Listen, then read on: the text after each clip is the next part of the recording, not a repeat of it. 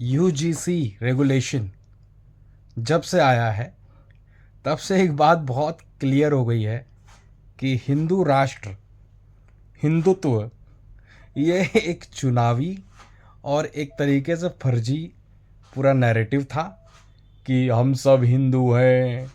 वो इसमें कोई दलित नहीं है, कोई पिछड़ा नहीं है, कोई आदिवासी नहीं है, गर्व से कहो हम हिंदू हैं।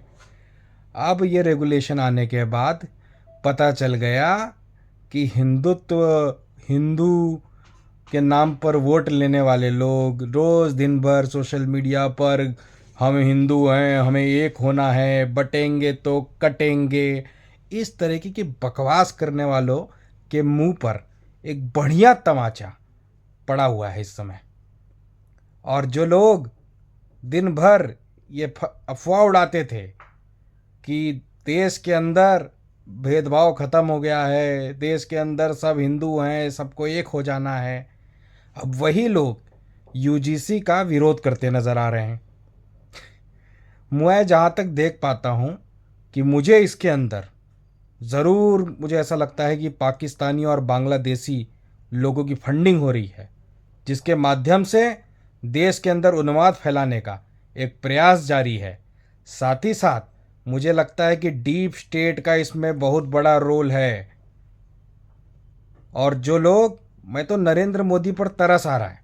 नरेंद्र मोदी अपने आप को कहते थे मैं कट्टर हिंदू हूँ, लेकिन आज उनकी हालत देखिए कि उनके ही लोग उनको यशस्वी प्रधानमंत्री बोलने वाले लोग उनको कह रहे हैं कि तेली है।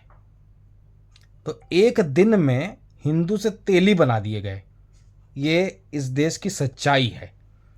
और ये पहला भारत देश है दुनिया के अंदर जहाँ कानून बनने पर दलितों, पिछड़ों, आदिवासियों के संरक्षण के लिए बनने वाले कानून के खिलाफ लोग खड़े हो गए, क्योंकि हजारों साल से जो कैंपसेस में बैठकर ये बकवास करते थे, एकलव्य का अंगूठा काटते थे द्रोणाचार्य बनकर, अब इन्हें ये करने नहीं मिलेगा। इनकी मांग है कि जो 1000 साल से अत्याचार ये करते रहे हैं, वो अत्याचार इन्हें मिलते रहना चाहिए और उस पर कोई कार्रवाई नहीं होनी चाहिए। हालांकि यूजीसी गाइडलाइन जो रेगुलेशन आई है उसमें अभी भी बहुत कमी है, क्योंकि विश्वविद्यालयों में दलित, पिछड़े, आदिवासियों की जो संख्या है वो ना के बराबर है। तो जब तक आप उस संख्या को एक पूर्ण तरीके से नहीं भर देंगे तब तक ये कानून भी सुचारू रूप से या सही ढंग से लागू नहीं हो पाएगा। लेकिन मज़ा बहुत आ रहा है।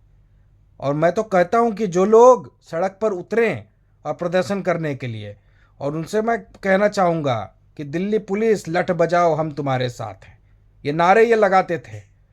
मैं भूल नहीं सकता हूँ कि कैसे देश का अन्नदाता, जब किसान अपने पेट के लिए, अपने फसल की सही कीमत के लिए आंदोलन कर रहा था, तो ये हरामखोर लोग उन्हें आतंकवादी, खालिस्तानी, पाकिस्तानी, न जाने किन किन शब्दों से नवाजा करते थे।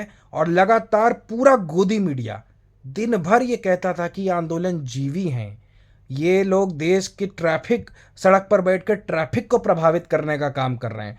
आज वही गोदी मीडिया, आज जो मोदी जी के फालतू कामों को भी मास्टर स्ट्रोक बोलती थी, अपनी जाति की बात आई तो कैसे आके लामबंद होने का काम कर गए।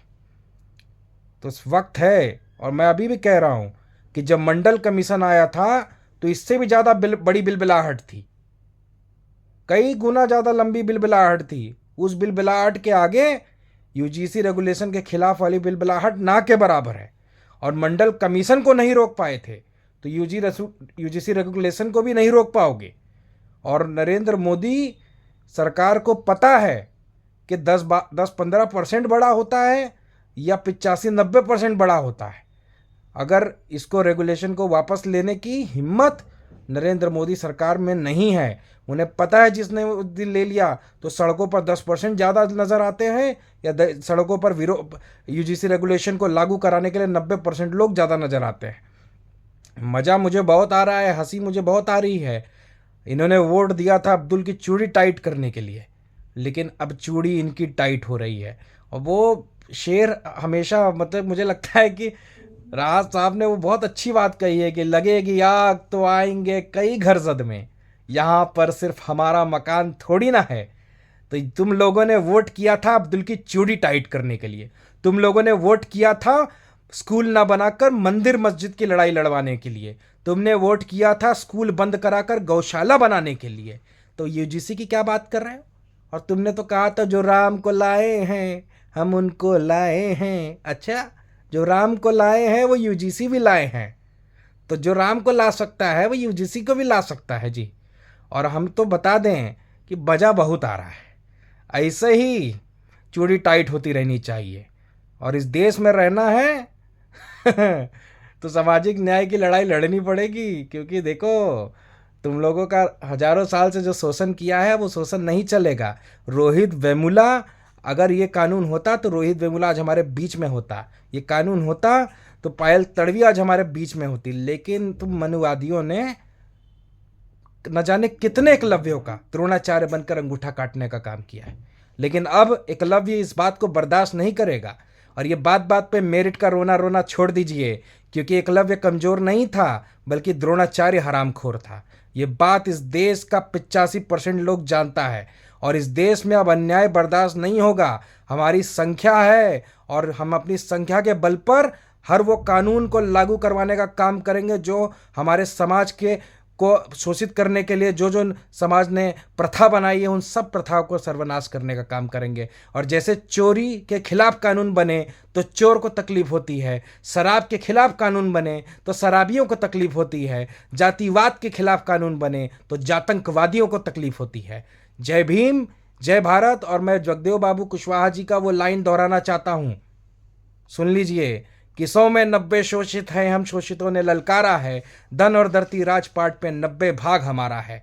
और इस देश के अंदर दलित, पिछड़ा, आदिवासी मिलकर इस देश की नई इबारत को लिखने का काम करेगा। जो हजारों साल के तुम्हारे शोषण हैं उसको पूरी तरीके से बंद करना पड़ेगा। ये तो बस शुरुआत है, आगे आगे जाओ, देखो होता क्या है। मज़ा बहुत आ रहा है लेकिन मुझे अब्दुल की चूड़ी टाइट करने आए थे, खुद की पाना फेल हो गया। जय हिंद, जय भारत, जय भीम।